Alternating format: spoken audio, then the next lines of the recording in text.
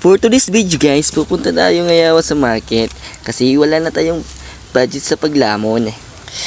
Kailangan na natin ngayon magtipid kasi mahirap na yung pamiling ng salapi. Magbuburubaktas tayo dito kadali kasi kukuhain natin yung motor. Inuruhan na naman ang misay kasi walang tabon. Magbabarawan na naman ito, nadroy lang ang wala pag-gasolina.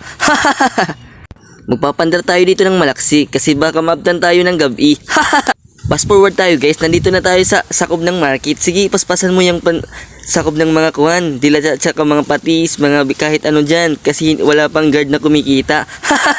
Sige, kahit wala kang ibarayad, tapos magpurpasangin ka, pumurot ng shampoo kahit hindi ka marunong kumarigo. Sige, panunod mo lang, kahit hindi ka marunong maglabar. Dito na tayo sa counter guys, baka nag-aalang ako dyan, kasi hindi ko alam, 30 la pala yung dala kong salapi. Sige, lista mo na lang yung iba. Babaydan ko na lang sa pag-release ng asa. Di kaya sa akap. Nandito na tayo sa gawas guys. Hindi ko na alam kung anong bubuhaton ko kasi makukuren ako sa pagdarato sa bahay. Ang bigat ng mga bahaw, sasariyab ko na lang to. Kapoy-kapoyan na ako, nabdan pa tayo ng gabi. Tapos kinita ko yung wallet. Uray na pala ako para gasolina. Fast forward na naman tayo guys, nandito na tayo sa balay. Medyo nabtan tayo ng gabi, magutom na, mapiraw. Natanan, papansarayib ko nito, kapoy-kapoyin ako sa paghihap. Mag-unboxing muna tayo kasi ihapin natin kung pera yung nasuksok nating mga item.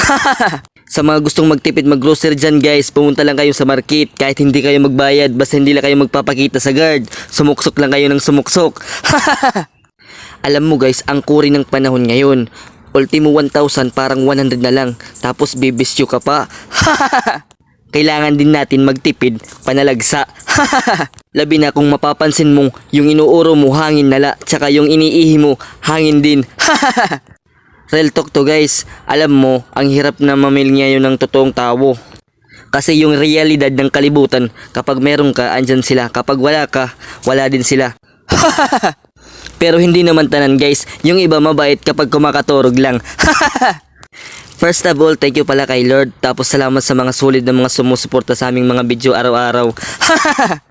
Magpadayon lang tayo guys sa ating mga pangarap. Susuka lang pero hindi susuko. Kung pangarap mo kawatan ka ng manok, sige, magpadayon ka. Balitaw guys, dapat na tayong magbutan kasi mariko ka man o mayaman, hindi mo madadara yung mga binilin mo dito sa kalibutan. Ang tanging nabibilin na lang nating kayamanan guys is magpakabutan na lang tayo guys. Tsaka wag natin buhatin ang masasamang gawain. Nagdadrama na tayo dito guys kasi kinakapoy na ako sa paghihap. Magutom na, maperaw lahat. Siguro pagkatapos nito hindi na ako makaka 3 rounds. Ang payo ko lang guys sa mga bagong content creator dyan guys, huwag kayong susuko, magpadayon lang kayo kahit anong matabo. Huwag kayong magpapadala sa mga negative na mga salita ng mga tao. And that's all, good night.